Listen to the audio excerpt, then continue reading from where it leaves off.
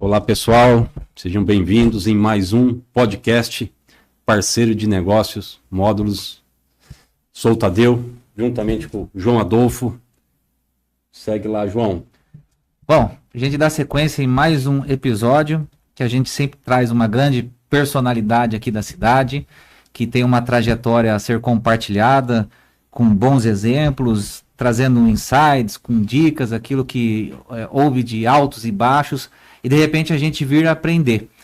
E hoje o nosso convidado é o professor Toninho, ele que foi... Antônio Leonel, né? Eu conheço como professor Toninho. Até estava conversando com ele nos bastidores. Quando foi para eu sair do colégio Santo Inácio, minha mãe foi decidir, né, para onde que eu iria prosseguir no segundo grau, já tentando me preparar para o vestibular, né? Então tem muito isso na cidade, que às vezes você estuda em colégio chamado colégio de freira no primeiro grau, e depois você vai para um que já te dá um intensivão para você conseguir ingressar na universidade estadual. E eu me lembro até hoje que o meu primeiro contato, quando chegou lá, fui apresentado pro professor Toninho, falou... referência na educação em Maringá. É um cara letrado, gosta de literatura. Eu tenho até alguns outros episódios aí em relação a isso, que depois vou mencionar. Mas ele falou a respeito do colégio, como é que funcionava, que era uma sistemática de horário diferente, que tinha um momento no ano que era... feito uma atividade cultural, que tinha apresentação de música, de teatro. Achei tudo muito diferente. Ele, inclusive... Vamos para a apresentação do convidado. Vamos. Não está aqui para te entrevistar. Tá bom. Perdão, professor Toninho. Exagerei, porque é tanta coisa. Eu acabei resgatando o meu próprio passado aqui. Mas, Toninho, coloque aí um pouco da sua origem, né? A gente começa sempre assim. Como que foi a tua família, irmãos, se teve ou não, onde você estudou, se já veio de Maringá, se você fez faculdade, que cursos que você se graduou, como é que funcionou tudo isso aí, o teu início, a tua origem? Bom, primeiro eu quero agradecer o convite, Tadeu, João Adolfo, gostei desse testemunho inicial. É um prazer, na verdade, quando você reencontra pessoas com as quais você, em algum momento da tua vida, você pôde participar, pôde contribuir de alguma maneira, né? Eu sou londrinense, nasci em Londrina, vivi pouco tempo em Londrina, depois de um tempo nós moramos em Apucarana, meus pais se estabeleceram lá. Em Apucarana eu fiz a minha formação de educação básica. Quando foi para ingressar na universidade, eu inicialmente tinha a pretensão de ir para Londrina, mas tudo conspirou a favor de eu vir para Maringá. E aí eu fiz direito aqui em Maringá, depois fiz letras. Na verdade a minha vida profissional começou em Maringá de forma definitiva. Eu tive um momento pequeno em Apucarana, mas aí como eu fazia direito em Maringá e assumi algumas aulas no então Colégio Platão Anglo-Vestibulares, depois também trabalhei no Colégio Drummond aqui em Maringá, e eu me estabeleci aqui. Na verdade eu me sinto, sou londrinense de nascimento, mas sou maringaense de coração. Aqui eu me casei com a Maria Luísa, nós temos 3 filhos, o Gabriel, o Arthur e a Sofia. E eu estou no Platão há 36 anos. Então, na verdade, a minha própria vida, tenho 56, a minha própria vida, ela se confunde com a própria história do Platão. 36 anos de Platão. De Platão. 37 anos de tablado, de sala de aula, mas no Platão, efetivamente, 36 anos. Desses 36 anos, o primeiro ano eu vim para trabalhar como professor de literatura, de língua portuguesa, inclusive trabalhei com a gramática também. No ano subsequente, eu fui convidado para ingressar na sociedade e aí me tornei coordenador do Platão. Fui coordenador durante 25 anos, foi por meio da função que eu exercia que eu conheci o João Adolfo e a mamãe dele. E depois, né, quando a sociedade se findou em 2014, eu assumi a posição de direção. Estou diretor há 10 anos do Platão. Conheceu o João Adolfo quando era cabeludo, né? Rapaz. Tinha cabeludo e roqueiro. De vez em quando eu acho alguma dessas fotos e posto, só para ver quem ali da rede social se lembra desse período, né? De volta, eu sou dessa época. O João Adolfo mudou um pouquinho, trocou os cabelos longos pelos óculos. E agora aumentando um pouco aqui, né? Tá talvez. O Tadeu tá mais cabeludo que eu, rapaz. Mas a gente pode observar que foi uma trajetória longa, né? 36 anos, sim, onde iniciou como para lecionar, sendo professor, E hoje, único dono, posso dizer assim, pode dizer assim. Diretor. Eu tenho uma sócia, né, que é minha esposa. Que é essa majoritária. Majoritária, ou pelo menos mandatária. Mas o fato é que na verdade eu comecei muito novo, eu comecei com 19 anos. E aqui, no ângulo, no Platão, eu vim para cá, né, mas eu comecei com 20 anos. Então, por isso que essa trajetória é tão longeva. Mas é interessante, né, que quando eu olho para trás, eu sou muito grato. Eu sou muito grato a Deus porque trabalhar com jovem é um privilégio. Trabalhar com educação é um privilégio.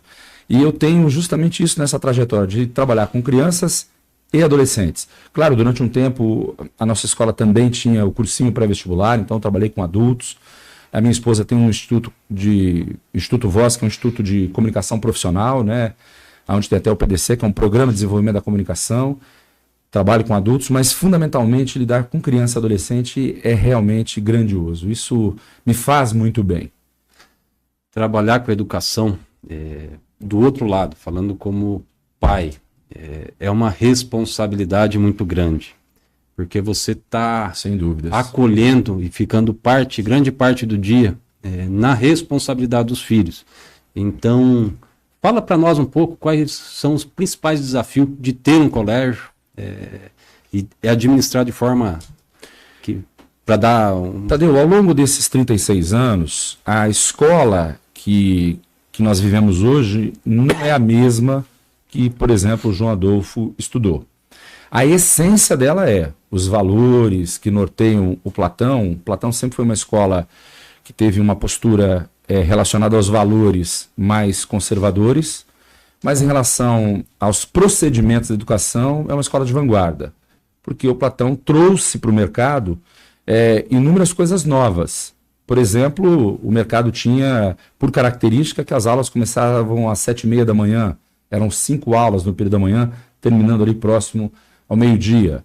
O Platão já mudou isso porque era uma mecânica e já era uma característica paulistana, porque nós estávamos vinculados à época ao ângulo latino. Então nós passamos a ter 6 aulas, as aulas começavam às 7h15, terminavam meio-dia e 15. As provas eram provas específicas num dia só da semana, então as mensais aconteciam aos sábados, as bimestrais ao longo da semana, ou seja, quando o aluno vinha para fazer prova, ele só fazia prova.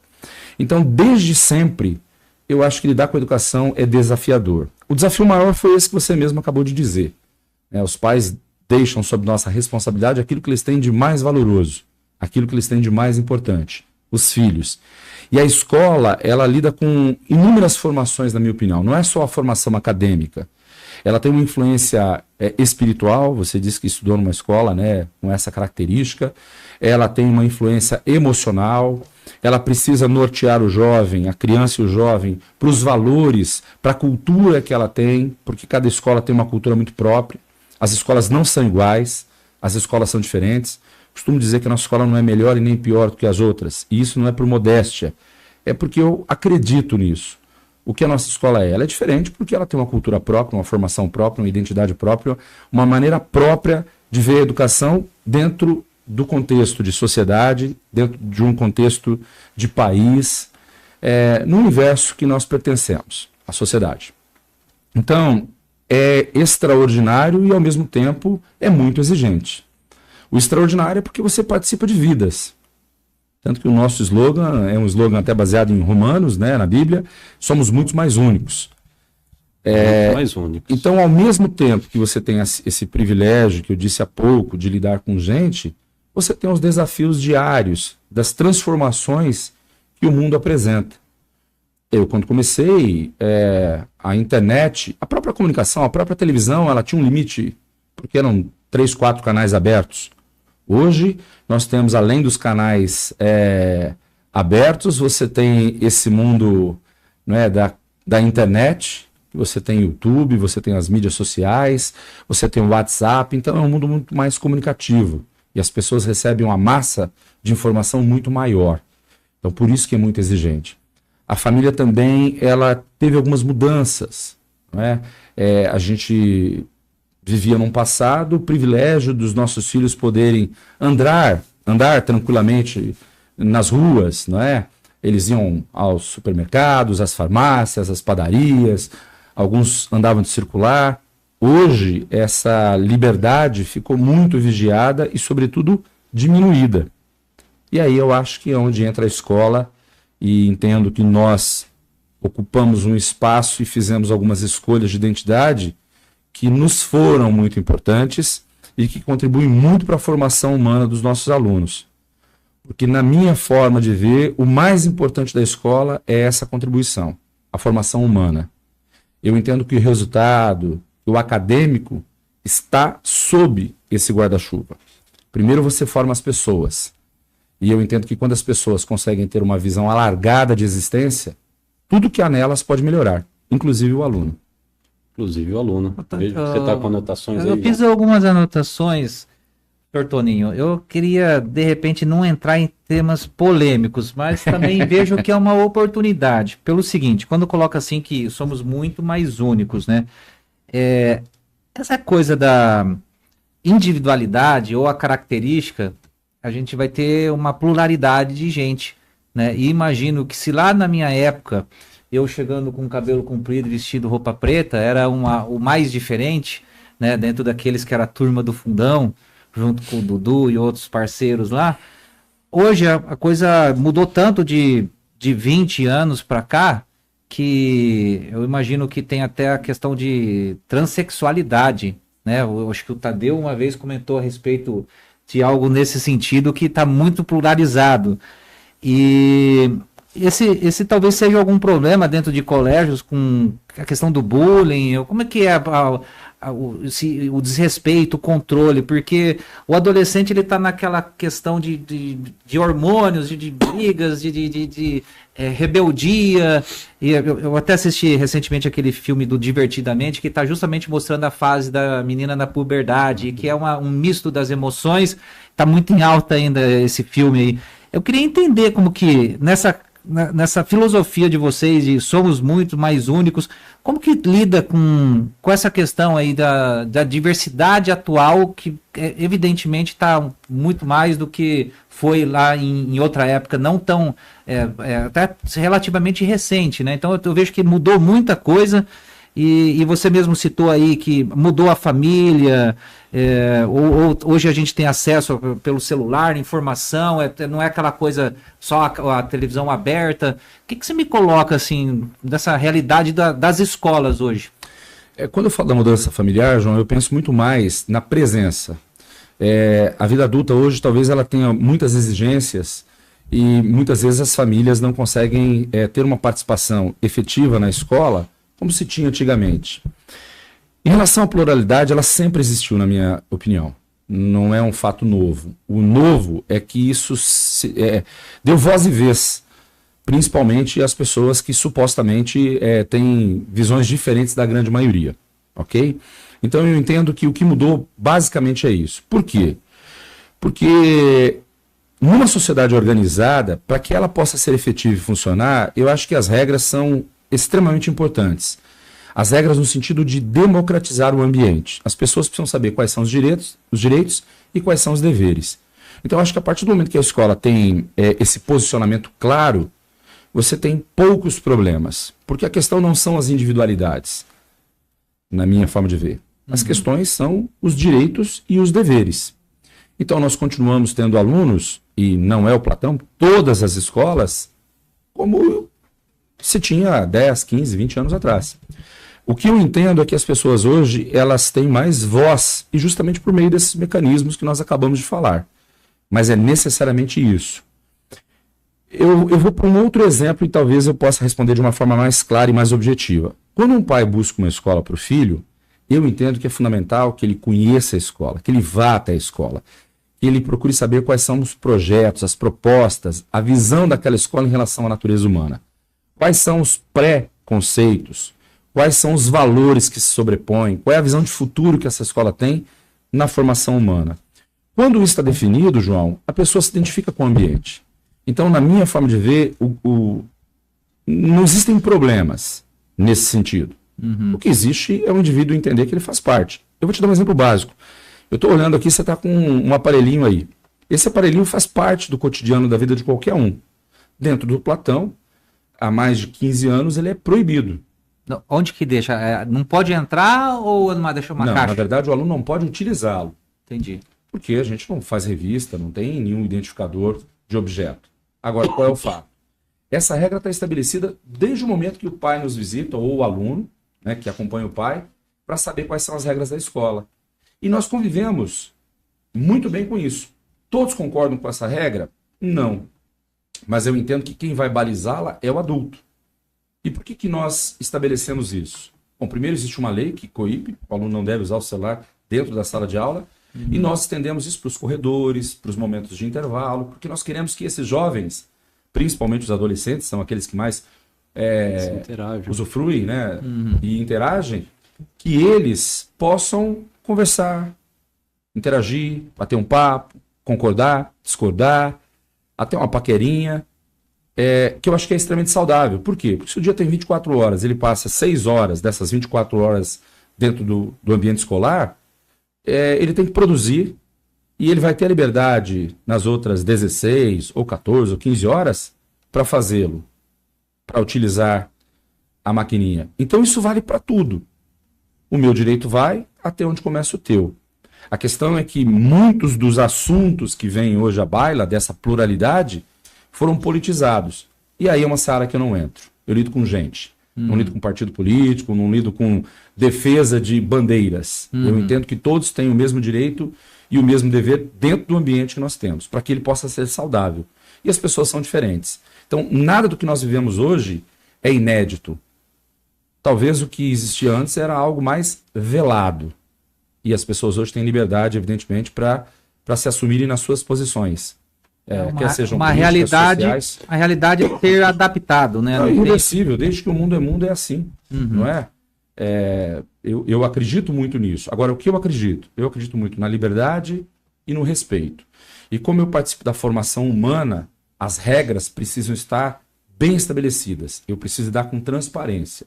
Eu não posso dissimular. Tem que ser igual para todo mundo, né? Ela tem que ser igual sem demagogia, porque isso é o que, de maneira geral, a sociedade apresenta.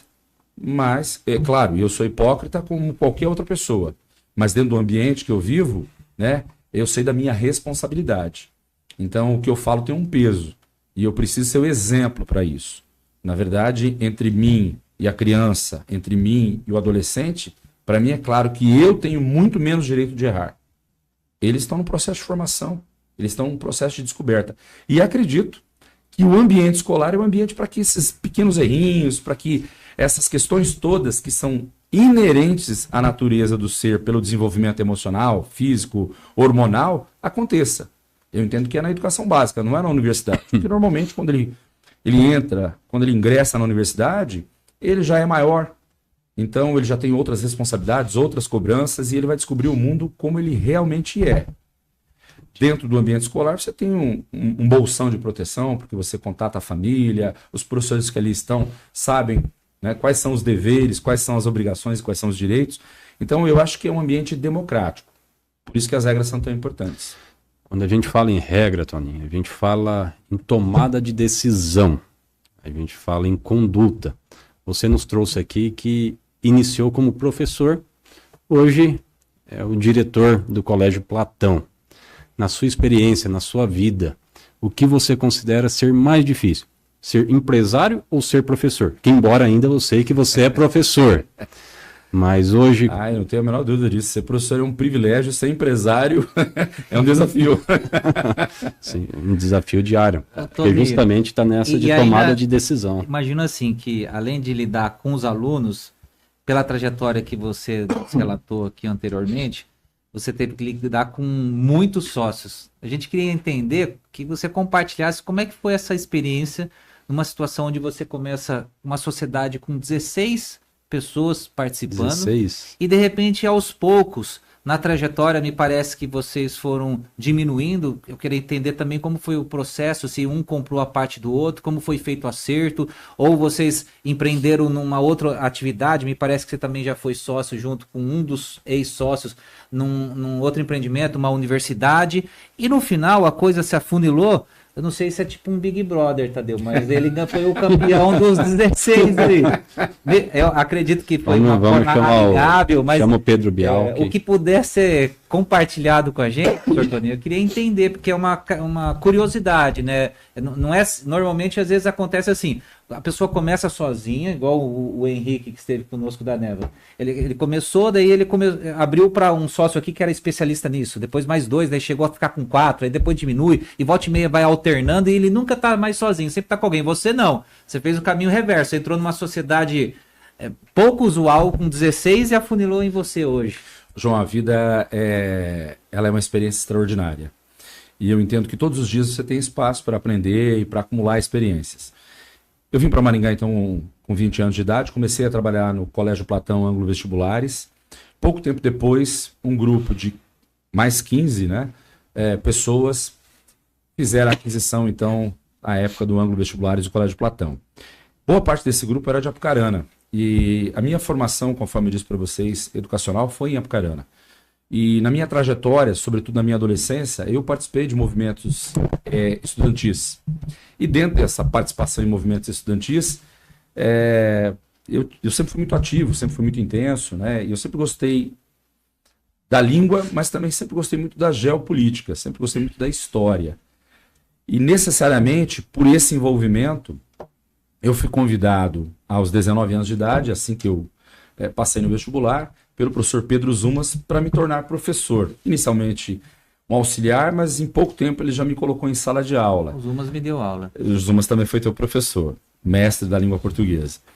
E aí, eu morando em Maringá, sempre havia uma reunião em Apucarana, às sextas-feiras, um encontro de vários professores, os donos do Colégio Canadá, professor Oia, Perini, Zumas e Doribê, que foram teus professores, o Doribê acho que foi o único que não. Sim. E aí falava-se em montar uma outra escola, uma outra unidade, ou em Londrina, em Maringá, né?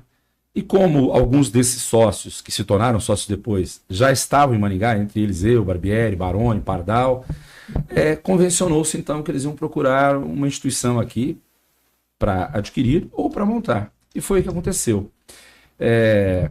Calhou, não é, do Ângulo aceitar uma negociação, e nós começamos em 16. Eu, felizmente, fui convidado, porque eu tinha apenas 21 anos quando isso aconteceu, e eu tinha sócios com, talvez os mais próximos tivessem 23, 24 anos, e aí tinha sócios de 25, 28, 30, 40, até um sócio com 50 anos de idade. Então foi um período de grandes aprendizados.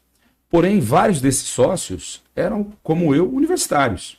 Então, dois faziam medicina, um fazia engenharia, o outro fazia bioquímica, o outro fazia farmácia, que era o caso, inclusive, do Barbieri. E assim é que a coisa foi acontecendo. E aos poucos, alguns foram se formando e entenderam que o caminho era justamente atuar na área de formação. Uhum. Eu fiz um caminho diferente. Eu fazia direito, tranquei a minha faculdade durante um período, 2 anos, porque eu estava levando concomitantemente o trabalho já coordenador e professor com a faculdade. Então eu tranquei 2 anos na UEM, depois eu retomei e finalizei o curso de Direito, foi a minha primeira formação no 3º grau. E aí, aos poucos, alguns foram saindo, e essa sociedade ela aconteceu entre 99 e 2014. Em 2014 nós éramos em 8 sócios, e aí no início de 2014 eu já tinha um desejo de fazer uma carreira solo. E aí nós conversamos e eu propus, né, que tanto os outros poderiam fazer a aquisição da minha parte, como eu também tive um interesse em adquirir a parte deles. Mas conforme você disse, foi tudo muito claro, muito transparente, né? E aí eu fiquei com a responsabilidade... Que ano que você assume por completo daí? 2014. 2014 já? 2 de junho de 2014. Então já aliás, esse dia nós completamos... Não, já completamos 10 anos. Tivemos até um culto de ação de graças, porque sou muito grato a Deus, né? Por ter se livrado de todo mundo? Não, na verdade... Atingir um objetivo que era... Não, na verdade, eu sou muito grato por essa trajetória. Sim. A sociedade... Brincando, gente. Não, claro, eu seria injusto se eu olhasse para trás e dissesse que ela foi ruim, não. Na verdade, foi a sociedade que me oportunizou, inclusive, fazer parte, sou muito grato. Mas eu acho que 25 anos é um tempo bastante suficiente para que as pessoas possam fazer suas escolhas e o que elas querem para o futuro. E eu acho que à medida que o tempo foi passando, alguns de nós fomos tendo prioridades diferentes, né? Ou visões diferentes, talvez para o mesmo ramo, para o mercado. E aqui eu não quero dizer que eu tive a visão melhor ou pior, não é nada disso. Visões diferentes. Você disse há pouco, desses 8 sócios, 5 foram sócios da então FCV, que hoje é UniCV, né? Eu, particularmente, em pouco tempo, tive desejo de não continuar. E por uma razão simples. A educação ela é muito exigente. E a minha identidade é com a educação básica. É com colégio, não é com universidade. Então eu soube reconhecer isso e soube respeitar isso em mim. Porque, particularmente, João, muitas pessoas olham para o negócio e para aquilo que o negócio traz. Talvez eu tenha visto diferente.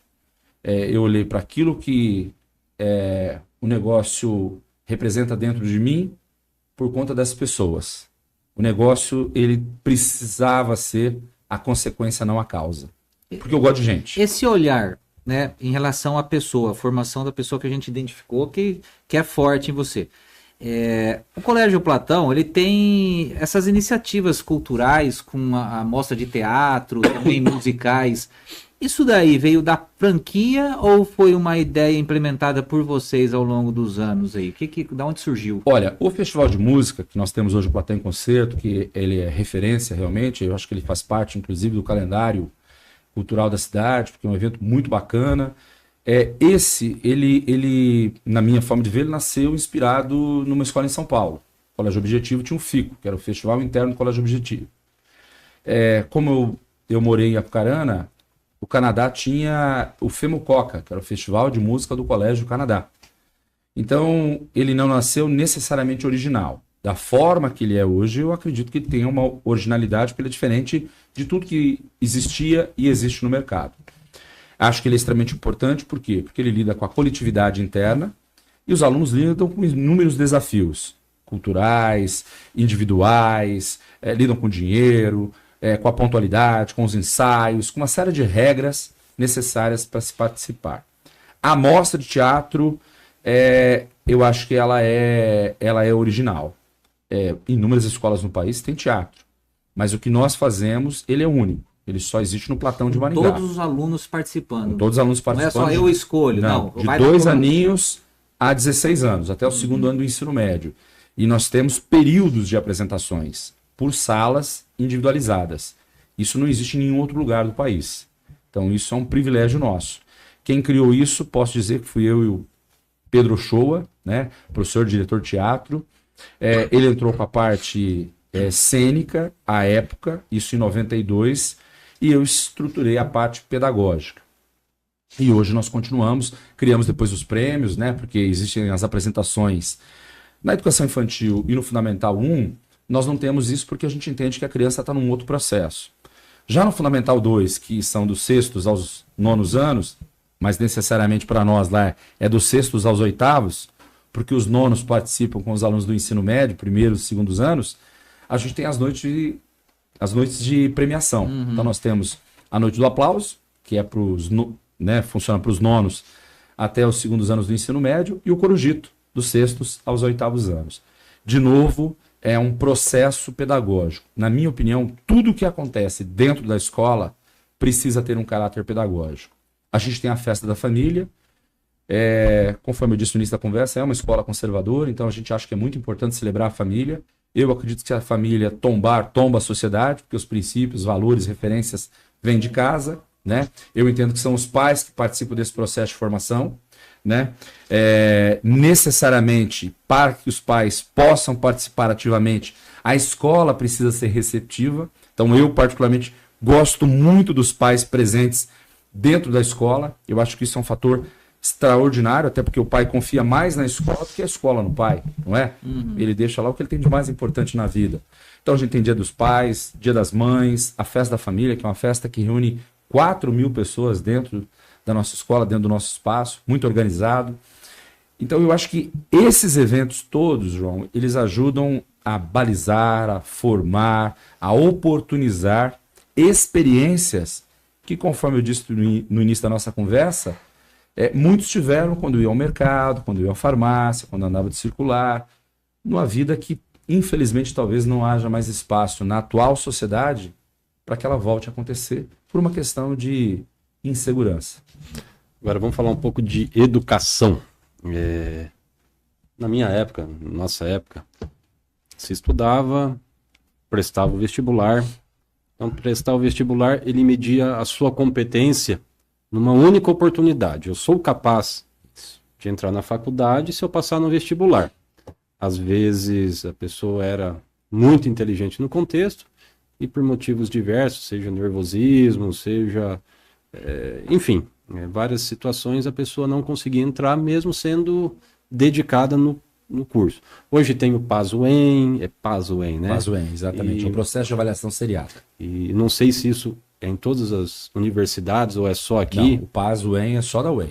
Algumas outras poucas universidades também têm um sistema seriado. Então, como o professor vê essa mudança na educação, essa inovação, esse processo que vem acontecendo? Olha, combinando com a pergunta anterior do João, e para te responder, Tadeu, o que eu entendo, novas práticas são necessárias. O mundo mudou, ele se modernizou, ele se tornou mais competitivo e mais exigente. O que eu entendo, há 10, 15 anos atrás, Maringá tinha uma universidade estadual e talvez uma ou outra começando. Hoje, Maringá tem pelo menos 5, 6 privadas, entre privadas e pública, né? E ainda tem também as possibilidades online. O aluno, se ele quiser, ele pode fazer um curso superior, não é? Online, que é o EAD, o ensino à distância. Então, necessariamente, essa mudança, ela não só democratizou, como ela praticamente pulverizou essa necessidade tão competitiva e tão exigente que era o vestibular. Deixou de existir isso? Não. O aluno que quer fazer medicina na UEM, por exemplo, ele tem que continuar com essa dedicação, com essas horas de transpiração, para que ele possa ingressar. E são poucas vagas e muitos candidatos. Porém, o que é que mudou então?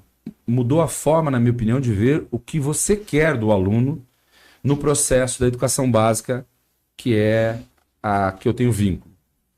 Eu acho que a gente precisa ter um aluno hoje com uma visão de mundo mais ampla. Nós precisamos ter um aluno que possa dominar, além do português, mais uma ou duas línguas. Nós precisamos ter um aluno com uma visão cultural mais profunda, que tenha um vocabulário mais largo, que tenha uma visão mais crítica, que seja mais tolerante, que entenda essa sociedade. Então nós precisamos de investir na cidadania. Eu acho que é isso que a escola pode contribuir. Quando você fala do vestibular e da universidade, eu entendo que a pergunta para os pais deva ser o seguinte: como você quer o seu filho dentro do ambiente universitário? Essa é a grande questão. Aliás, há uns anos atrás eu encontrei um juiz aqui de Maringá, um juiz federal no aeroporto, e ele tinha as filhas estudando no Platão, e ele me fez uma pergunta, né? Ele brincou primeiro e falou: professor, eu sempre vou às reuniões, porque nós temos reuniões com pais, nós mantivemos isso, acho que isso é extremamente importante. É uma pergunta simples, eu sempre tive vontade de fazer, e agora que você está do meu ladinho aqui, a gente estava esperando a hora do embarque, ele falou assim: qual que você acha que vai ser a profissão do futuro? E aí eu dei uma risada, mais ou menos como essa, né? E eu falei: pô, ainda bem que a pergunta é fácil, se ela fosse difícil, né? Eu disse a ele: olha, doutor, eu não tenho a pretensão de respondê-lo, porque eu nem teria condições de fazê-lo. Eu lembro que há uns anos atrás, a odontologia, ela tinha prazo para acabar, porque com a melhoria no tratamento de água, a consciência de escovação, o cuidado diário, não ia ter mais odontologia. Isso não aconteceu, felizmente. A odontologia, né? Não só não acabou, como ela viveu uma situação de ampliação, de renovação e de tratamentos, né, estéticos, enfim. A frequência que eu quebro meus dentes está cada vez... Ou seja, ela se reinventou, se ampliou, se modernizou e se manteve no mercado. Agora, o que eu disse a ele, eu tenho certeza, eu não sei dizer quais serão as profissões do futuro, mas eu tenho certeza, qualquer que seja a atuação do seu filho, cada vez mais ele vai precisar entender de gente. Ele vai precisar saber lidar com gente. Olha, eu estou diante de um contabilista e de um advogado. e nós participamos de um podcast. Isso era inimaginável alguns anos atrás. E hoje faz parte disso, inclusive da comunicação de vocês. Então, o vestibular, eu acho que ele foi mitigado. Eu acho que o potencial que se abre, eu costumo dizer nas reuniões para os pais, que todos os nossos alunos entrarão na universidade. Todos, sem exceção. A diferença é que uns talvez entrem ao final de um ciclo e outros demorem um pouco mais, tenham que fazer um cursinho de 4 meses, ou de 1 ano, ou de 2 anos, dependendo do curso e a universidade escolhida. Mas eu também tenho, infelizmente, uma certeza. Os nossos filhos têm entrado cada vez menos maduros. Um jovem hoje de 17, 18 anos, ele é menos maduro do que um jovem de 5, 10 anos atrás com a mesma idade. Por isso que eu disse, como é que você quer que teu filho entre?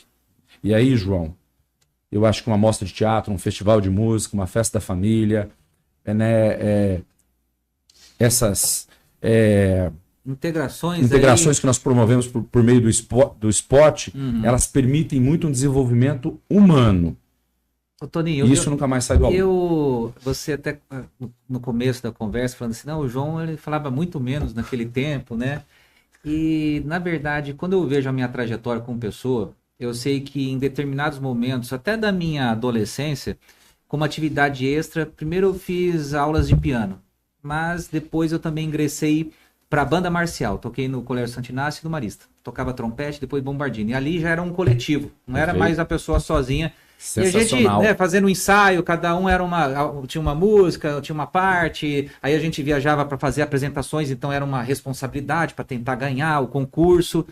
Por fim, eu virei rebelde, peguei uma guitarra e montei banda, mas também tinha o compromisso de você fazer um ensaio e chegar lá com receio, com vergonha. Isso e hoje em dia eu não tenho vergonha de nada. Para botar, eu falava, João, quer comentar sobre futebol? Não entendo nada, mas eu dou marido e eu vou lá e faço. Gosta de uma câmera. Esses dias a gente estava em viagem, ele viu o Vampeta no aeroporto, ele ficou ouriçado. É o seguinte, esses aqui falam assim... Oportunidade para o network, né? Não, o João tá olhando pro nada, de repente passou Marcos Frota. Marcos Frota. Ele falou, Marcos Frota, eu cheguei, vou tirar uma foto com nós aqui. Daí passou o Vampeta, o Tadeu e o Fábio, que um parceiro nosso estava junto, falou assim, percebe que a pessoa tá passando ali e tal. Tá ligado. Mas enfim, acho que características desenvolvidas, né? Eu tenho as minhas, Tadeu tem as dele, você certamente tem as suas, e é o que vai fazendo uma trajetória. A gente tem também altos e baixos, ou vai se lapidando, né? Como a pedra bruta. Mas eu acho que a escola tem obrigação de contribuir para isso. É importante. Eu entendo dessa forma. Mais ou menos assim, eu trabalho com literatura, então eu não entendo que são os pais que devem despertar nos filhos o desejo pela leitura. Se puderem fazê-lo, ótimo. Mas eu acho que essa é uma obrigação da escola. Essa é a obrigação do professor. Uma obrigação que a escola pública acaba não tendo. É porque nós vivemos duas realidades muito distintas, né? Entre privado e público. Então aí eu acho que já é uma outra seara. Como eu atuo e sempre atuei, apesar de ter sido formado pela escola pública, né, tanto na minha educação do ensino médio como universitária, mas o meu trabalho sempre foi dentro da escola privada. Então sobre o setor público eu sei falar pouco. Mas eu sei das distâncias que existem. Sobre o teu colégio, Toninho, vou pegar aqui para números. Quantos alunos atuais matriculados, né, em atividade aí, e quantos que já passaram de toda essa trajetória e aprovação? Qual que é o percentual e números de aprovados? Você tem essa estatística? Olha, a gente tem, e qual é o fato? Eu sempre acreditei, João, que o resultado ele precisa ser a consequência e não a causa. E por que nós precisamos ter essa estatística, infelizmente? Porque o mercado ele exige isso. Há mais de 12 anos atrás, nós fizemos uma mudança drástica no nosso horário. Nosso horário começava às 7h15 e terminava meio-dia e 15. Nós trouxemos as aulas para 7h45 e para as crianças, para os menores, às 8 horas. Isso foi extraordinário. Nós fizemos isso baseado numa orientação do professor chamado Marcílio Rubner, professor doutor aqui da UEM, e isso contribuiu demais. Por quê, João? E já vou chegar nas perguntas que você me fez. Porque o desenvolvimento de uma criança e de um adolescente passa muito, e é muito importante, o tempo de sono. Porque ela está num processo de crescimento físico, emocional, intelectual, existe o hormonal que também está ali, mas muitas pessoas não aderiram. Ficaram receosas do horário que nós estávamos propondo. Então, ser vanguarda não é uma tarefa fácil. Por que nós precisamos apresentar os números? Porque o mercado tem essa expectativa. Então eu posso te dizer de um terceiro ano que nós tivemos terminando o ano passado. O nosso terceirão tinha em torno de 55 alunos, 53 alunos. Nós tivemos seguramente mais de 45 alunos aprovados. Desses, mais de 35 aprovados na UEM. Só que como é que nós fazemos isso? A gente noticia isso para a nossa comunidade. Por quê? Porque a escolha que nós fizemos para o Platão, ela é um pouco diferente da maioria das escolas focadas no vestibular, no resultado, e não tem nenhum problema. Isso não quer dizer que elas estejam erradas ou certas, ou nós certos ou errados. Foi uma escolha nossa. Então é importante, a nossa comunidade sabe disso. Nós temos 160 colaboradores para 1.000 alunos. É uma média que normalmente ela é alta, né? As escolas, de maneira geral, elas vão trabalhar, vão ter em média um colaborador a cada 10, 12 alunos. Nós diminuímos isso. Por quê? Porque naquilo que eu disse inicialmente do ser único, não é nem no ser único na individualidade de escolha de cada pessoa, mas são as exigências.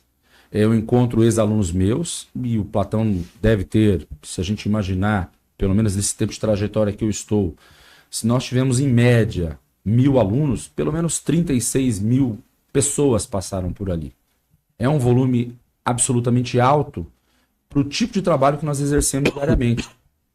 E assim, eu tenho uma boa memória, porém, eu sempre prestei muita atenção em qualquer um que entra na minha sala ou qualquer um com quem eu tive contato na educação básica.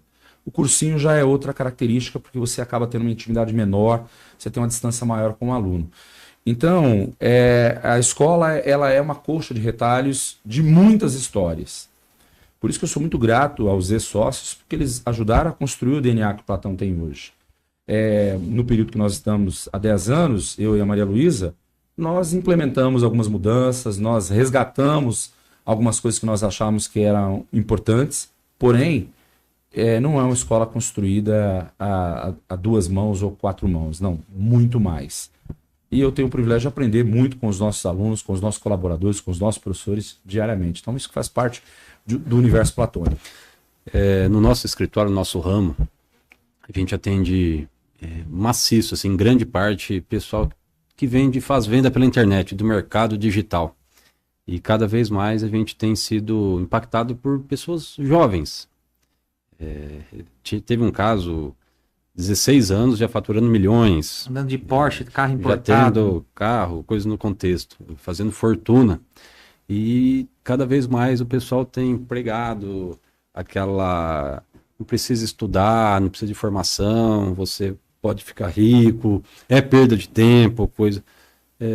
Tem notado isso na rotina, nos alunos, ou isso já é uma exceção à regra? Olha, como os meios de comunicação, e sobretudo a internet, deu voz e vez para milhares de pessoas e milhares de empreendedores, é fácil você se mirar naquele que deu certo.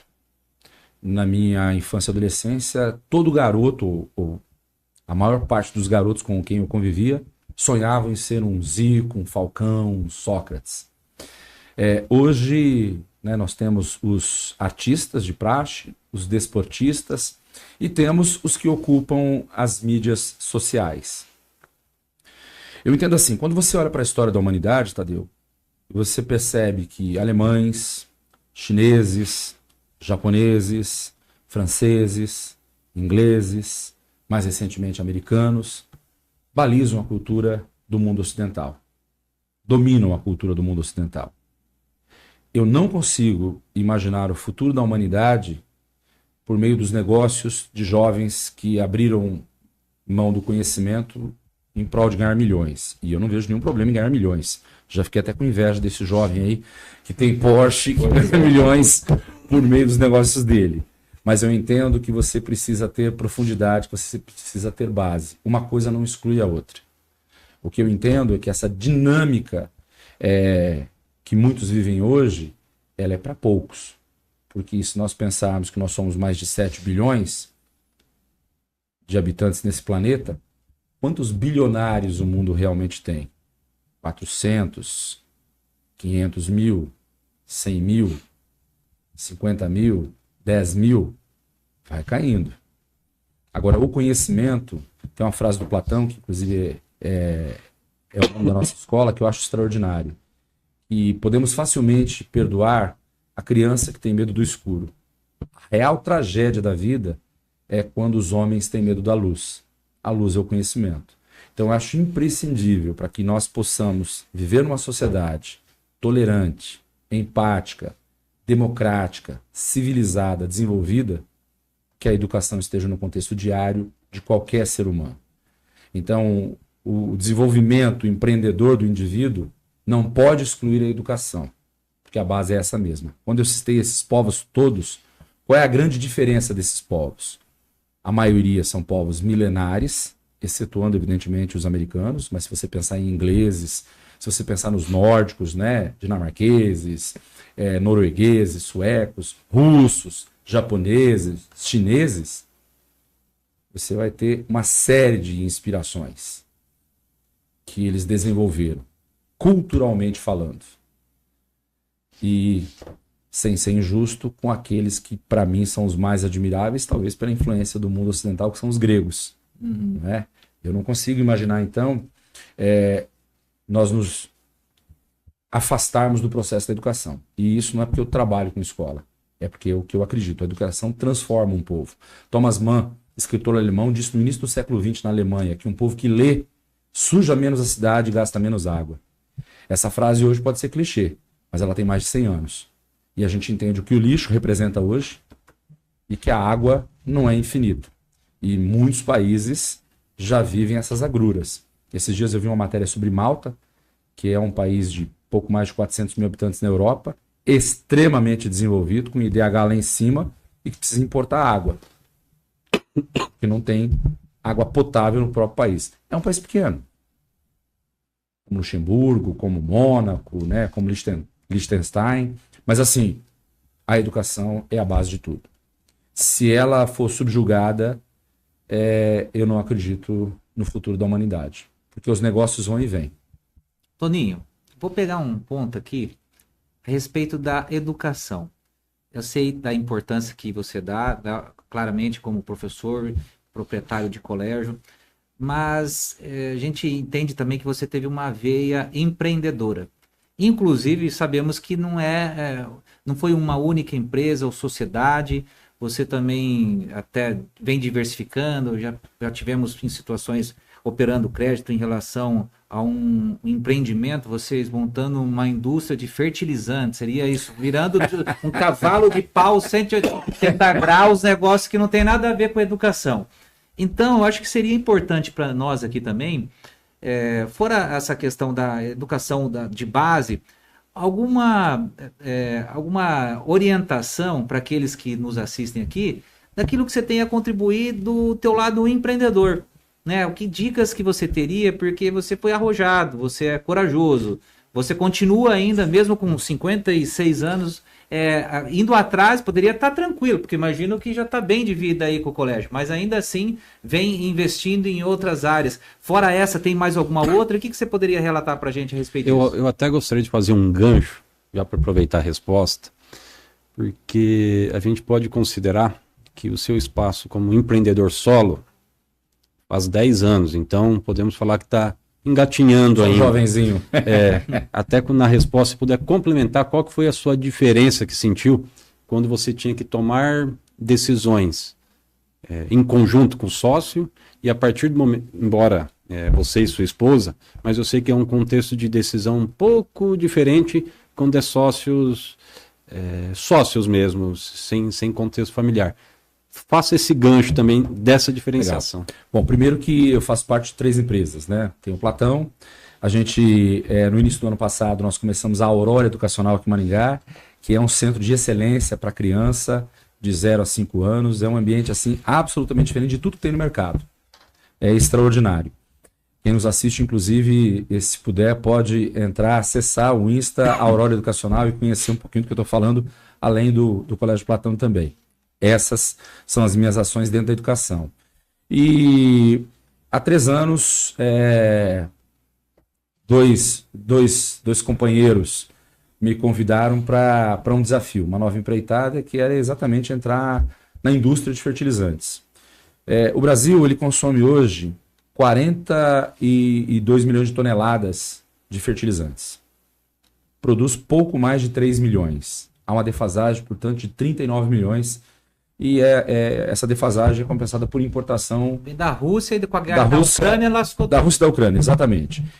E aí, conversamos, né? Havia aí uma situação interessante. E o Edivaldo Júnior e o Felipe Albano me convidaram para ingressar na Dream Fértil, que é essa fábrica que nós temos em Quinta do Sol, que produz fertilizante orgânico e também agora organomineral. É uma empresa jovem, conforme você disse, é um desafio muito grande, porque o país é um país que tem um campo pro agro extraordinário e, na minha opinião, ainda não completamente explorado, né, porque nós temos realmente uma dinâmica que ainda pode crescer.